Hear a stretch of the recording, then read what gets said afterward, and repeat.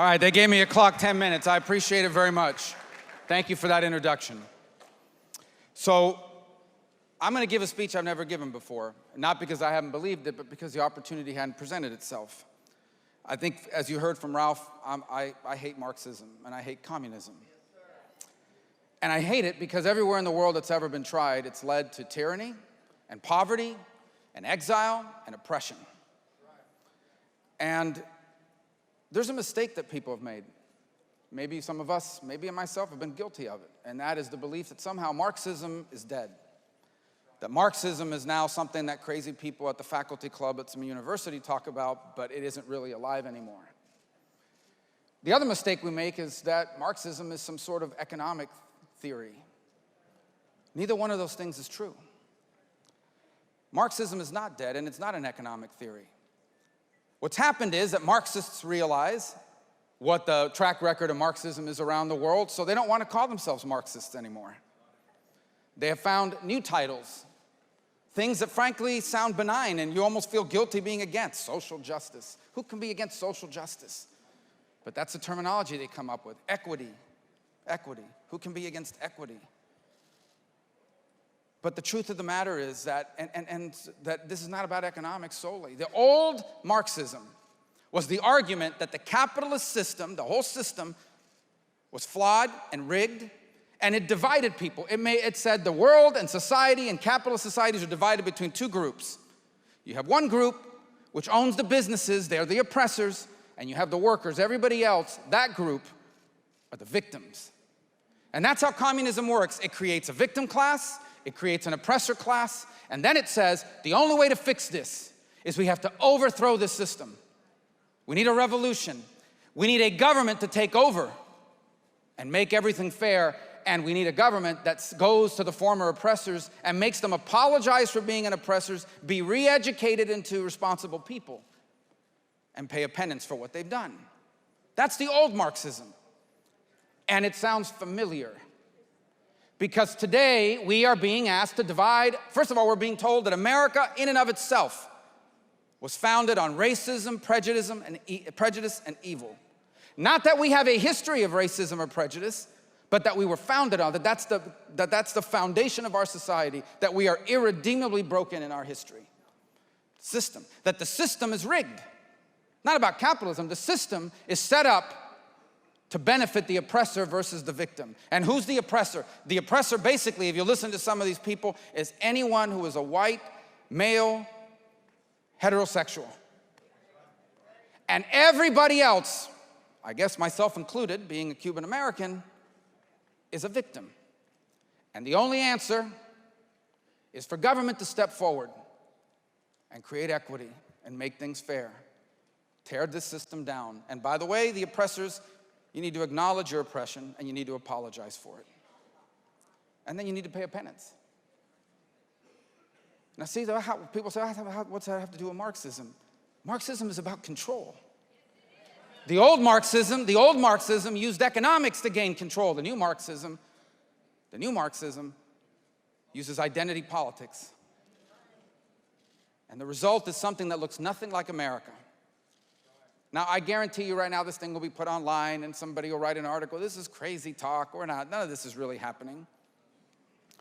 What I just described to you, has become the ideological orthodoxy of American institutions. What I just described to you is orthodoxy in corporate America, where today, workers in corporate America and many corporations are required to go to retraining courses, where some of them are told, you must accept your inherent privilege, you must accept your inherent role as an oppressor.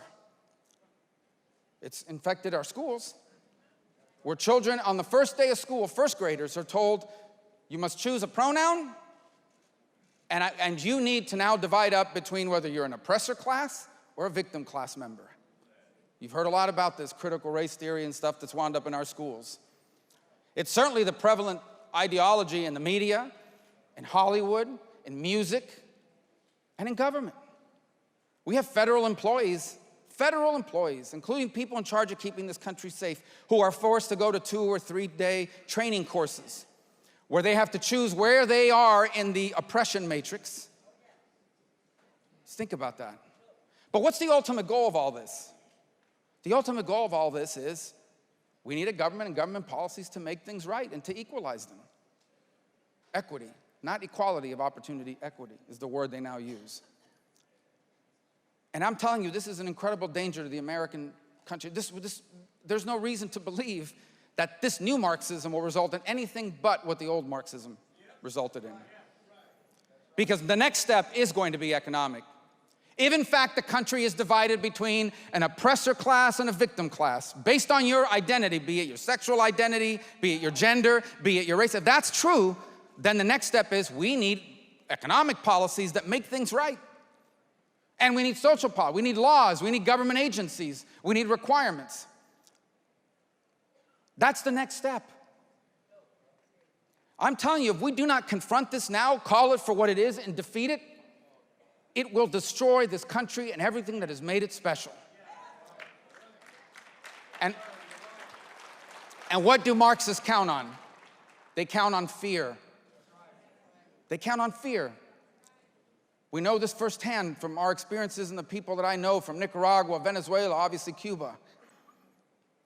Marxists don't tolerate dissent. They do not tolerate dissent. If you speak out in Marxist societies, you go to jail, you go into exile, some were executed. In the new Marxism, if you speak out, you get banned, you get canceled, you get fired, your business gets boycotted, and you get called all sorts of names. So I understand why some people decide, you know what, it's just easier to pretend I agree and stay quiet. I don't need those hassles. That's what they're counting on. I know it's hard to speak out. It's easy for someone in public office to speak out because in some ways, you're already in the fight. But you go to someone who's just trying to get ahead and run a business, they just don't need the hassle and the headache. But we have to speak out. And we can't just speak out against the crazy things they stand for. We have to point people to the logical outcome, the consequences of doing what they want us to do. The consequences of what they're asking us to accept. What they're asking us to accept is something that runs counter to what this nation was founded on and what we have worked 240 years to try to get better at each generation. Ours is the story of perpetual improvement. I have never claimed, and neither have any of you, that American history is perfect. What I have claimed is that American history is better than anyone else's history.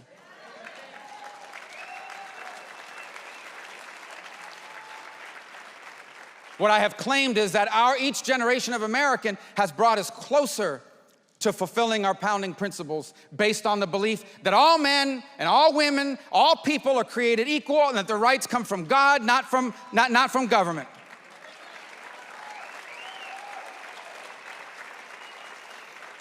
And every great cause in American history, every single one of them, think about this, every great cause in American history has been an appeal to and a fulfillment of those principles, not a rejection of it.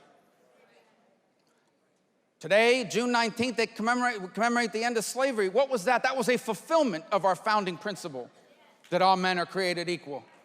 The civil rights movement was an appeal to live up to the words of those founding documents.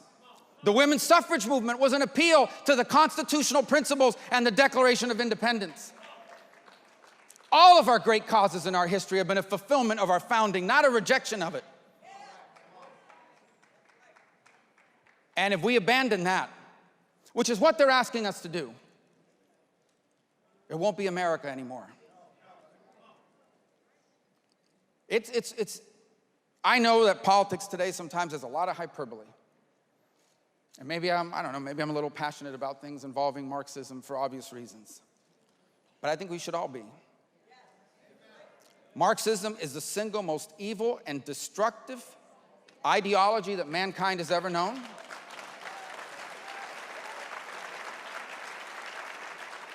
It divides countrymen against each other by design.